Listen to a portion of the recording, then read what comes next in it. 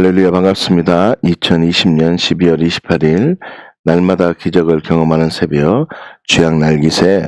오늘은 인생을 살아가면서 꼭 반드시 알아야 될 마지막 5번째 이야기인 그날에 관한 이야기를 함께 나누도록 하겠습니다. 여러분, 그날은 어떤 날입니까? 그날은요, 예수님께서 재림하시는 날입니다. 마태복음 24장 36절 말씀입니다. 그러나 그날과 그때는 아무도 모르나니 하늘의 천사들도 아들도 모르고 오직 아버지만 아시느니라. 아멘. 우리가 인정하든지 인정하지 않든지 그날과 그때는 아무도 모르지만 그날은 반드시 있습니다. 그런데요, 누구만 아신다고 선언하고 있습니까? 하늘의 천사들도 모르고 아들도 모르며 오직 아버지만 아시는 그날이 있다고 분명하게 선언하고 있습니다. 여러분, 그렇다면 그날은 어떤 마음으로 기다려야 합니까? 마태복음 25장 13절 말씀입니다. 그런즉 깨어있으라. 너희는 그날과 그때를 알지 못하느니라. 아멘. 중요한 것은 예수님께서 언제 다시 오실는지 아무도 모르기 때문에 깨어 있어야 한다라고 선언하였다는 것입니다. 여러분, 왜 깨어 있어야 될까요? 데살로니가전서 5장 1절에서 2절까지 말씀인데요. 형제들아, 때와 시기에 관하여는 너희에게 설 것이 없음은 주의 날이 밤에 도둑같이 이를 줄을 너희 자신이 자세히 알기 때문이라. 아멘. 5절에서 6절까지도 볼까요? 너희는 다 빛의 아들이요 낮의 아들이라.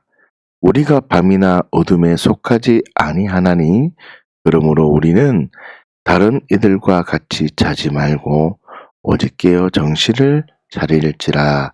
아멘. 여러분, 왜 무엇 때문에 때와 시기에 관하여는 너희에게 쓸 것이 없다라고 하셨습니까? 첫 번째로 그 주의 날이 밤에 도둑같이 이르기 때문입니다. 기다린다고 해서 기다려지는 날이 아니기 때문입니다. 여러분, 도둑은 언제 올 줄 모릅니다. 마찬가지입니다. 그렇기 때문에 때와 시기에 관하여는 쓸 필요가 없습니다. 그리고 가장 중요한 내용인데, 두 번째로 너희는 빛의 아들이요 낮의 아들이기 때문에 그렇습니다. 다시 말하면 하나님의 자녀이기 때문에 그날이 두려운 것이 아닙니다. 인생의 그날이 두려운 것이 아닙니다.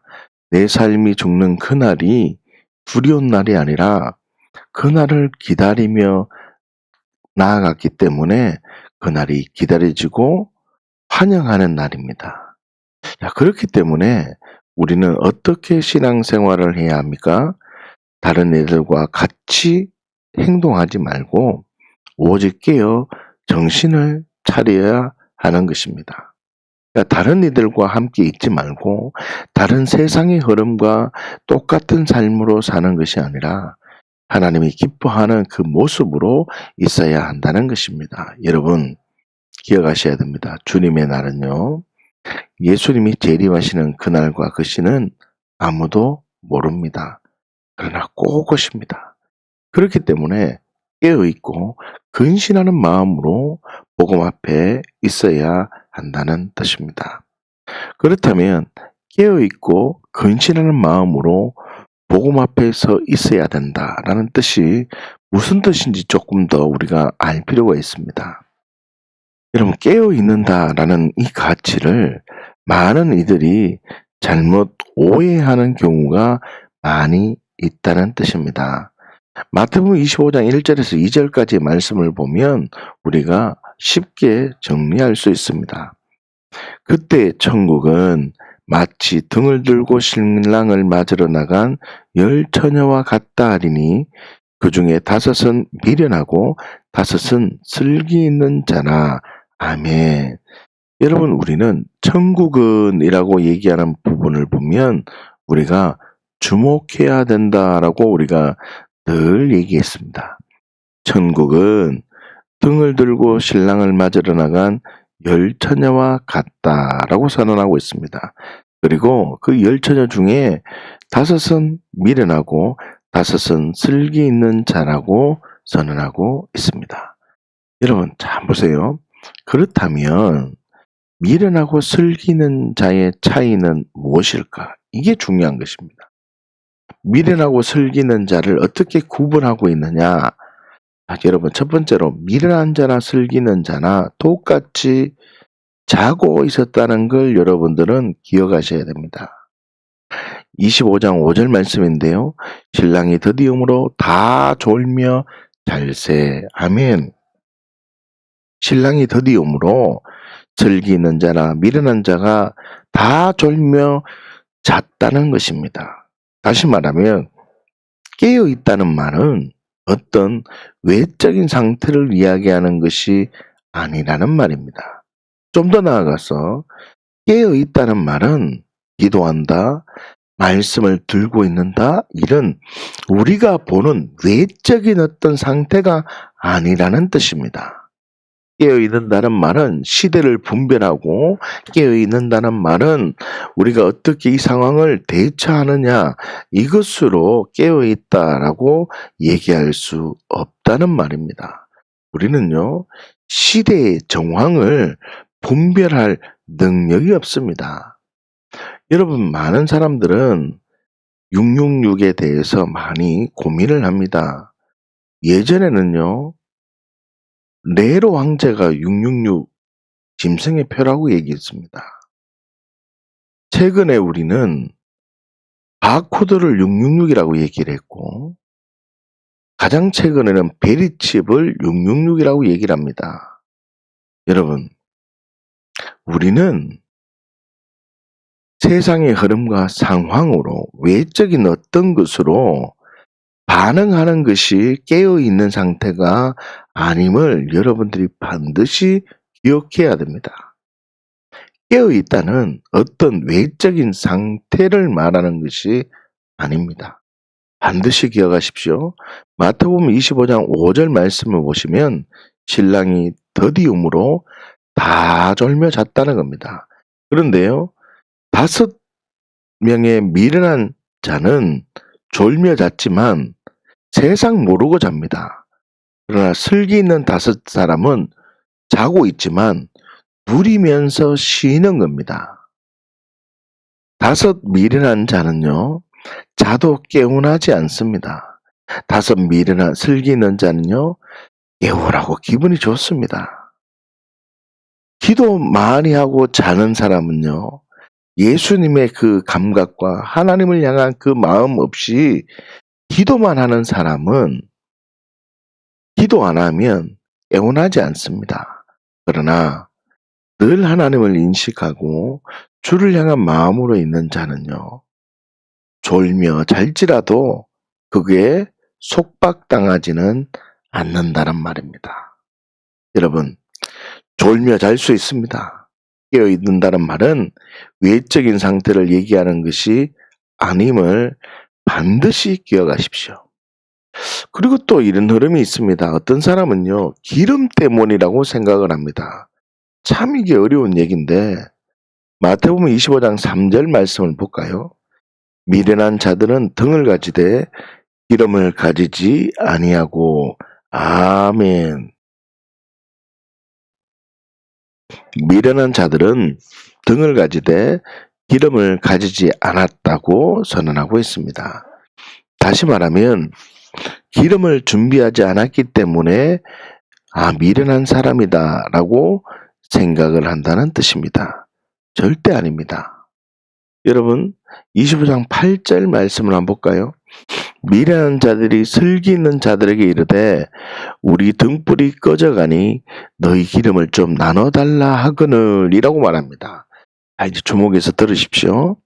우리 등불이 꺼져가고 있다고 미련한 자들이 이야기하고 있습니다. 다시 말하면 기름이 충분하지 않았다는 뜻입니다. 여러분, 무엇 때문에 충분하지 않았을까요? 다시요.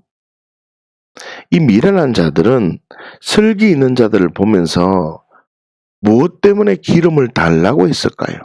이 말은 기름을 주어도 자기는 괜찮다는 뜻입니다. 그런데 이 사람들은 기름의 양이 부족한 게 아니라 어떤 상태라는 것입니다. 슬기 있는 자는 기름을 많이 주든 내가 다른 사람에게 많이 주었을지라도 어떤 상태가 되었기 때문에 기름을 주나 안 주나 관계없다는 뜻입니다. 다시 말하면 기름이 어떤 깨어있다 깨어있지 않다의 기준이 되지 않는다는 뜻입니다. 여러분, 왜 그러냐면요, 그릇 때문에 그렇습니다. 마태복음 25장 4절 말씀을 보시면 설기 있는 자들은 그릇에 기름을 담아 등과 함께 가졌더니 아멘. 여러분, 설기 있는 자들은요, 기름만 준비한 게 아니라 그릇에 기름을 담았다는 뜻입니다. 그렇기 때문에 기름이 준비되어져야 됩니까? 아니면 그릇이 준비되어져야 됩니까? 여러분, 미련한 자 슬기는 자의 그 기준은 기름이 아니라 그릇이라는 겁니다. 성령의 기름 부으심이 아니라 그릇이라는 말입니다. 이 그릇을 들고 있느냐, 그릇을 준비했느냐에 따라서 슬기 있는 자, 미련한 자로 나누어진다는 뜻입니다. 여러분, 기름이 충분했느냐가 기준이 아니라는 걸 이제 아셔야 됩니다. 아무리 기름을 많이 가지고 있다 할지라도 그릇을 준비하지 않았다면 지금은 기름이 있을지 모르지만 언젠가는요, 등불이 꺼져 간다는 것입니다. 여러분, 그릇을 담아야 된다고요. 그릇. 자, 우리 이 그림을 한번 볼까요? 여러분, 하나님의 일이 무엇임을 아는 것, 이게 그릇을 준비하는 겁니다. 아버지의 일이 나의 일로 여기는 것, 이게 그릇이란 말이죠. 아, 맞아, 나 영생적 삶을 드려야 되구나, 이게 그릇이란 말이에요. 그러면 알고 여기며 드리는 이 가치, 이 복음의 진리체계로 그릇이 딱 준비되어져 있으면 내가 믿음의 진리체계로 반응을 하고 영의 진리체계로 반응을 하면 내 안에 기름이 늘 부어진단 말이에요. 다시요. 우리는 그릇을 어떻게 준비할까 많은 사람들이 고민을 합니다. 그래서 기도합니다. 그래서 헌신합니다. 그렇다고 해서 그릇이 만들어지는 게 아닙니다. 주는 토기장이가 되십니다. 우리 하나님이 토기장이가 되셔서 나를 빚으시는 겁니다. 나를 그릇을 빚어주신단 말입니다.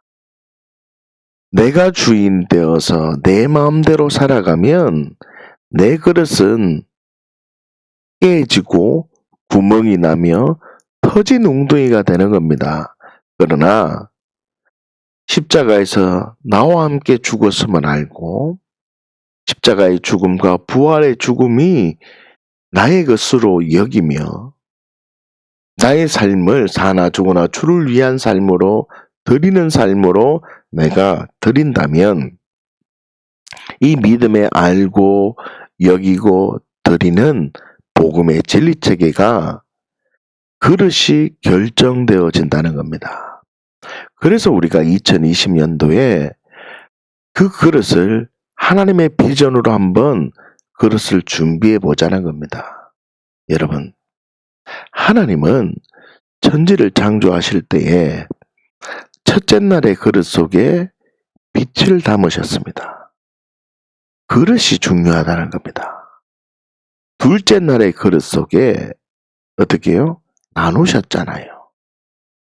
셋째 날의 그릇 속에, 넷째 날의 그릇 속에, 다섯째 날, 여섯째 날의 각각의 그릇 속에 하나님은 무엇을 담기 시작했다는 거예요. 그러나 마지막 일곱째 날에는 그 무엇도 하지 않고 일곱째 날에 주님이 들어오셨다는 말이죠.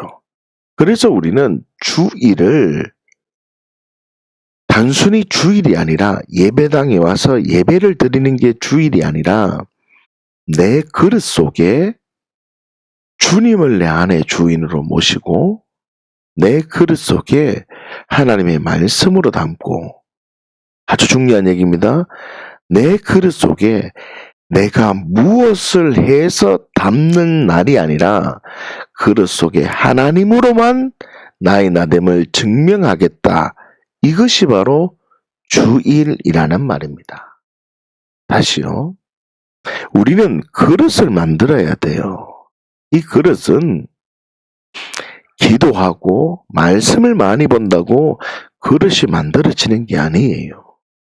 십자가의 부활의 사건은 여러분들이 열심을 낸다고 해서 내가 죄와 저주가 해결되는 게 아니라 예수님을 바라보고 그렇게 행하셨네요.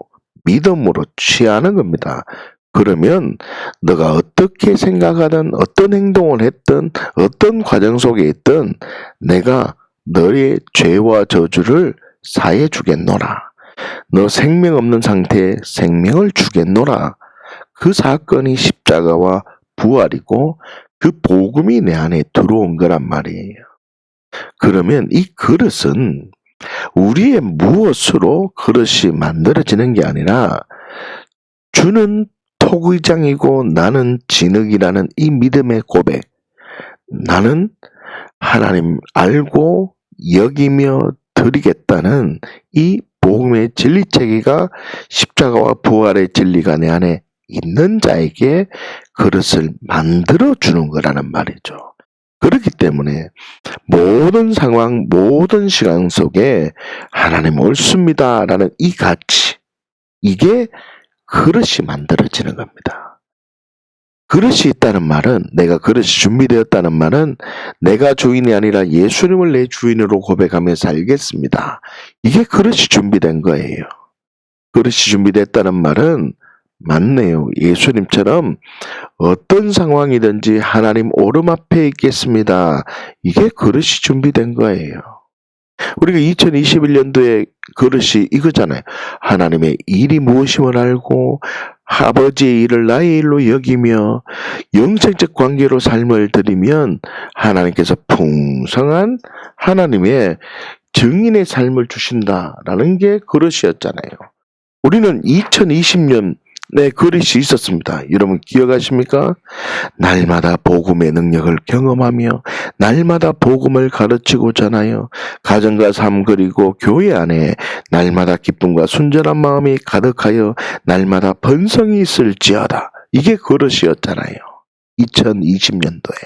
기억나십니까? 우리는 그릇이 여러 가지가 있었어요. 무엇이 중요한 것인지 알면 외적인 것에 영향을 받을 수 없는 존재임을 여기고, 그러면 어떤 상황이든 하나님 언제나 옳다는 진리로 들여서 전능하신 하나님을 경험하게 된다. 이것이 바로 우리에게 주신 그릇이라 했잖아요. 여러분, 이 그릇을 준비하느냐 준비하지 않느냐가 바로 슬기는 자 미련한 자와의 구분이 된다는 겁니다. 여러분, 우리가 신앙이라는 것을 바로 세워야 됩니다. 참 안타까운 것은 우리 하나님은 먼저 내면을 먼저 바꾸시고 가치관을 먼저 바꾸시고 그 바꾸어진 것을 보면 그릇이 준비되어졌다는 거예요. 이 그릇이 준비되어진 상태에 있으면 하나님은요, 음부의 권세가 무너졌다고 보는 거예요.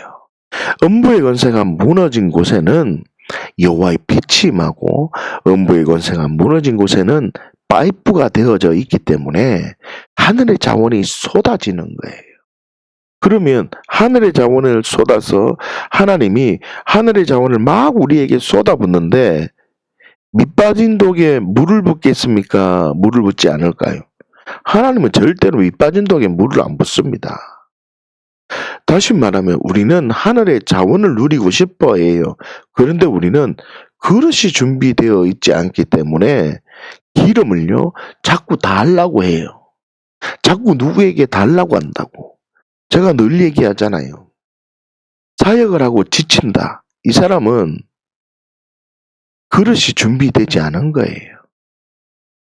여러분, 우리의 가치는 내가 복음을 통해서 내 몸이, 내 전인격이 새로운 존재, 새로운 가치관으로 우리 예수님, 우리 하나님이 나를 새롭게 빚어주신 은혜 속에서 주님의 것으로 담으며 하늘의 것을 담으며 살아가는 자란 말이에요. 그렇기 때문에 이 그릇이 준비된 자는 우리의 삶 속에 무엇이 있다는 말입니까? 늘 기름이 넘쳐 흐른다는 말입니다. 그렇기 때문에 미련한 자들이 보면 기름이 충분하니까 달라고 얘기하는 겁니다. 여러분, 이 비밀을 여러분들이 빨리 발견하시기를 예수님의 이름으로 축복합니다. 그렇다면 제가 했던 말이 맞는 말인지 한번 확인을 한번 해보십시다. 그릇이 무엇인지 정말 내 몸이고 내 가치가 맞는지를 한번 생각해 보자고요. 마태복음 25장 1절에서 4절까지 말씀인데요. 그때 천국은 마치 등을 들고 신랑을 맞으러 나간 10처녀와 같다 하리니 그 중에 5은 미련하고 5은 슬기 있는 자라. 미련한 자들은 등을 가지되 기름을 가지지 아니하고 슬기 있는 자들은 그릇에 기름을 담아 등과 함께 가져갔더니 아멘. 여러분, 그릇을 원문으로 확인을 하면 안게이온이라는 단어를 사용하고 있습니다. 단순한 용기, 그릇이 바로 안게이온이라는 단어입니다. 자, 그런데요, 제가 사전을 보니까 이런 단어가 있어요. 이 안게이온이라는 단어를 비유적으로 사용할 때는 몸에 대해서 영들의 집이라는 의미로 해석을 해야 된다는 말입니다. 여러분, 무슨 뜻입니까?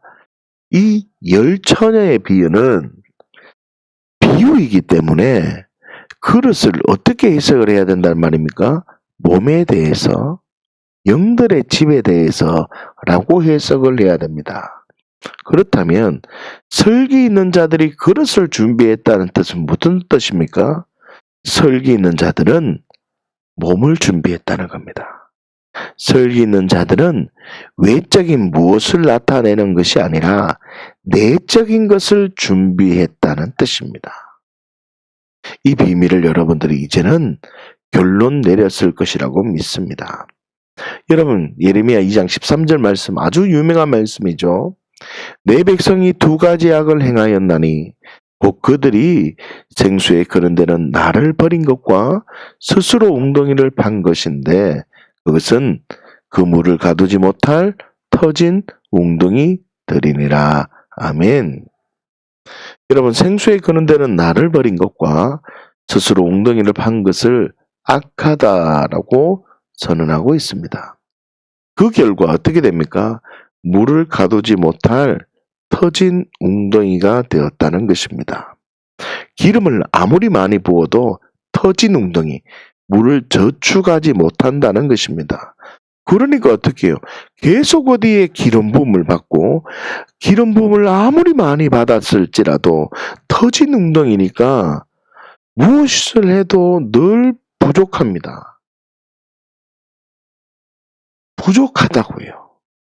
만족함을 누리지 못한다는 말입니다. 여러분, 생수에 그는 데는 나를 버렸다는 뜻은 예수님의 생명으로 살지 않는다는 말입니다. 생명이 없다는 뜻이죠. 하나님의 영이 떠났다는 말이죠. 여러분, 스스로 웅덩이를 팠다는 뜻은 당연하죠. 하나님의 일이 아니라 내 일하기 바빴다는 뜻입니다. 그렇기 때문에 물을 가두지 못할 터진 웅덩이가 되었다는 뜻은 그릇, 안게이온, 몸에 대해서 영들의 집이 터져버렸다는 것입니다. 여러분, 그렇기 때문에 기름을 아무리 준비해 놓았을지라도 그릇이 터져 있기 때문에 언젠가는 기름이 없어진다는 뜻입니다. 사랑하는 주양가족 여러분, 부족한 사람이 보기에 주양교회 공동체 식구들은 터진 웅덩이가 아니에요. 주양가족들은 예수님을 내 주인으로 고백하고 하나님 언제나 옳다고 고백하는 정말 그릇이 준비된 자란 말이에요. 그릇이 준비되어져 있다고요, 여러분들은. 그러니 외적인 무엇에 흔들리지 마세요. 세상 어떤 것에 흔들리지 마시고 정말 주님이 주시는 것을 누리며 기뻐하고 즐거워해야 돼요. 근데 많은 사람들은 신앙생활 하는데 나는 늘 터져 있기 때문에 부족함을 느끼고 터져 있기 때문에 만족을 누리지 못하는 거예요. 그러나 이 그릇이 준비되어져 있으면 무엇이 중요한 것인지 알고 외적인 것에 영향을 받을 수 없는 이 진리 가운데 있으면 하나님은 크신 은혜를 주신다는 뜻입니다. 여러분, 이 그릇이 준비되어져서 하나님의 크신 은혜를 누리시기를 예수님의 이름으로 축복합니다. 여러분, 로마서 12장 1절 말씀을 볼까요? 그러므로 형제들아, 내가 하나님의 모든 자비하심으로 너희를 권하노니 너희 몸을 하나님이 기뻐하시는 거룩한 산 제물로 드리라. 이는 너희가 드릴 영적 예배니라. 아멘. 여러분, 그릇을 준비한다. 깨어있고 근신하는 마음은 몸 자체가 거룩한 산제물이 되어야 하는 겁니다. 나의 몸이라는 뜻입니다. 지금 이 말은 몸을 준비한다는 뜻이, 그릇을 준비한다는 뜻이 어떤 외적인 무엇을 아니라 내 몸 자체를 말하는 겁니다. 여러분, 때로는요, 지치고 피곤해서 졸거나 잠들 수 있습니다. 내가 주인이 아니라 예수님이 주인이 되어 살아가는 삶, 내게 주신 생명으로 살아가고 있다면 졸며 잘지라도 괜찮다는 것입니다. 하나님의 일을 나의 일이라고 생각하며 살아가는 삶, 내가 풍성한 열매로 증인의 삶을 살아가는 그 사명이 있다는 걸 감당하고 제자되고 제자 삼는 일을 위해서 살아가고 있다면 졸며 잘지라도 괜찮다는 것입니다. 그냥 그날이 늘 기대되는 겁니다. 여러분, 예수님이 주인 되어서 예수님의 생명으로 살아가는 그리스도인, 하나님의 일을 위해서 사명을 감당하는 그리스도인이 그릇을 준비한 자, 슬기로운 자임을 알고 그날을 준비하는 우리 주양가족 모두가 되시기를 예수님의 이름으로 축복합니다. 함께 기도하겠습니다.